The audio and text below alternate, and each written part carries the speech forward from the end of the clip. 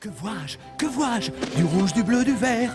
Que vois-je? Des flocons blancs dans l'air. Que vois-je? Je suis sûrement malade. Réveille-toi, Jack. Bonjour et bienvenue dans ce nouveau numéro de Va te faire suivre qui a pour sujet le burn-out. Pour aborder le burn-out, je vais principalement me référer à l'ouvrage La méditation anti-burn-out du docteur Marine Colombel aux éditions Marabout, ainsi qu'aux travaux de Christina Maslach, psychologue sociale, experte du burn-out et conceptrice d'une des échelles de mesure du burn-out les plus utilisées.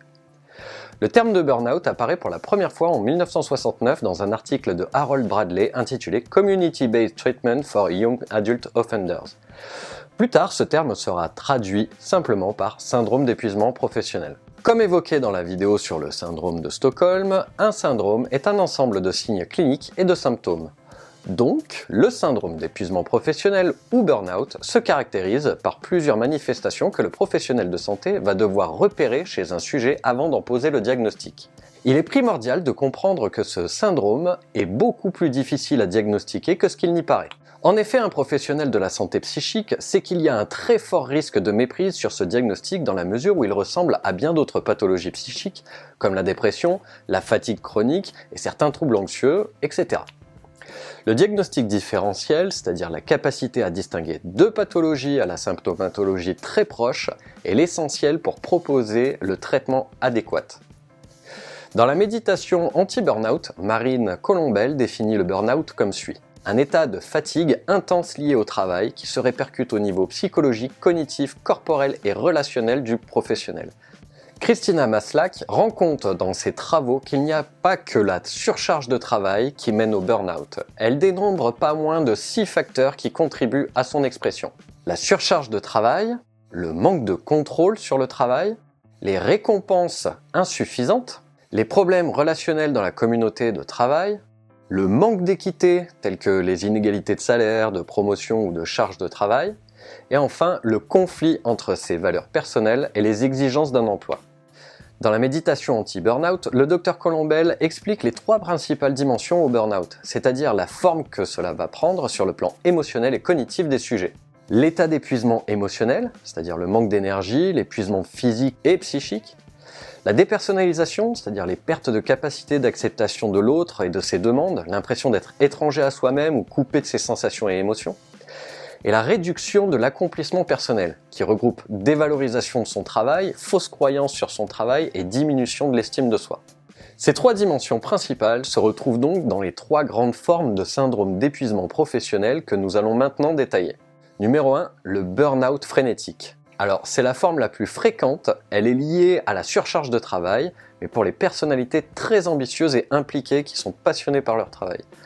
Le Dr Colombel fait très justement remarquer que cette catégorie de burn-out est particulièrement typique des personnels hospitaliers, des médecins ou des cadres.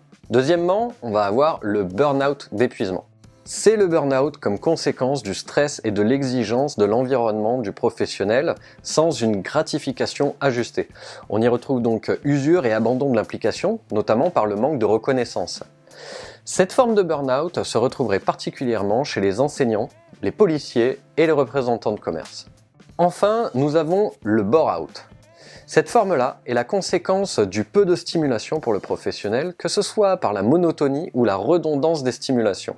Le développement personnel y est très pauvre, surtout en rapport aux compétences réelles du travailleur. Le type de comportement que l'on retrouvera alors majoritairement, ce sera du cynisme. L'auteur de la méditation anti-burnout repère donc principalement le bore-out chez les professionnels du tertiaire, les salariés de centres d'appel et les agents de sécurité.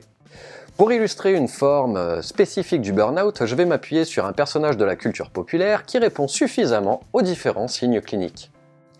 Jack est un personnage respecté et adulé de son village.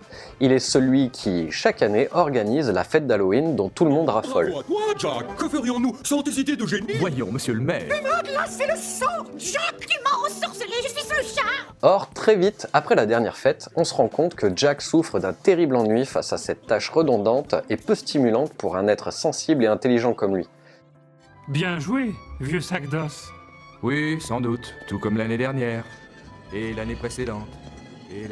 Les principaux facteurs que l'on va trouver chez Jack vont être une récompense insuffisante comparée à tout le mal qu'il se donne. On voit bien que lui n'en tire pas les bénéfices escomptés. Jour après jour, c'est la même déprime.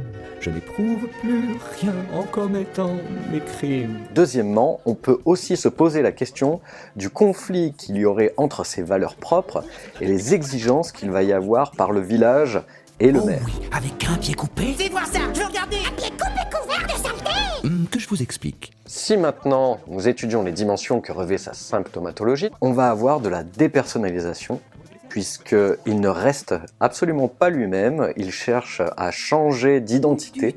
C'est vraiment merveilleux, on ne peut pas faire plus merveilleux. De même, la réduction de l'accomplissement personnel est plus que flagrante et présente tout au long du film. Vous me lassez de la même bataille. Dans mon vieux corps, il règne aujourd'hui une bien étrange mélancolie. Le diagnostic différentiel se fait quant à lui en repérant notamment qu'il n'y a pas de signes de fatigue chronique, de troubles anxieux et que les signes de déprime ne sont pas liés à sa vie personnelle ou ses propres cognitions. Nous sommes en bien meilleure capacité à présent de proposer un traitement pertinent et un changement sur son environnement pour sortir de cette crise.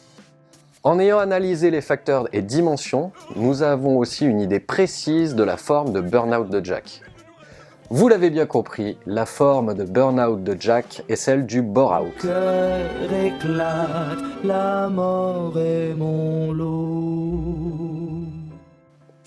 Si besoin, je ne peux donc que vous conseiller de vous procurer le livre La méditation anti-burnout de Marine Colombel, dont vous avez le lien direct en description. Car avec le livre, vous aurez un test pour savoir où vous en êtes exactement, ainsi qu'un CD qui vous aide pour des méditations courtes ou longues, que vous allez mettre en place pour une routine qui vous enlève le surmenage. Ce nouveau numéro de Va te faire suivre est maintenant terminé. J'espère que vous l'avez apprécié suffisamment pour le liker, le partager et le commenter. Pour ma part, je souhaite conclure cette vidéo en vous rapportant que dans mon expérience professionnelle, je sais que ce qui est dit dans les médias est tout à fait vrai.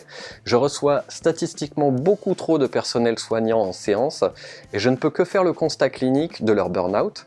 Et pourtant, ils restent absolument dévoués à leur vocation. Sauf que ce personnel soignant est de plus en plus en train de lâcher physiquement, nerveusement et psychiquement. Et le second risque que je constate, c'est le manque de respect et le manque de reconnaissance qui leur est fait aussi bien par leur hiérarchie administrative que par les usagers. Donc si rien ne change, il n'y aura tout simplement plus de soignants en exercice public, ça c'est certain, mais ça arrive de plus en plus dans le privé par la force des choses. Donc à bon entendeur, salut. Tu découvriras que beaucoup de vérités auxquelles nous tenons dépendent avant tout de notre propre point de vue.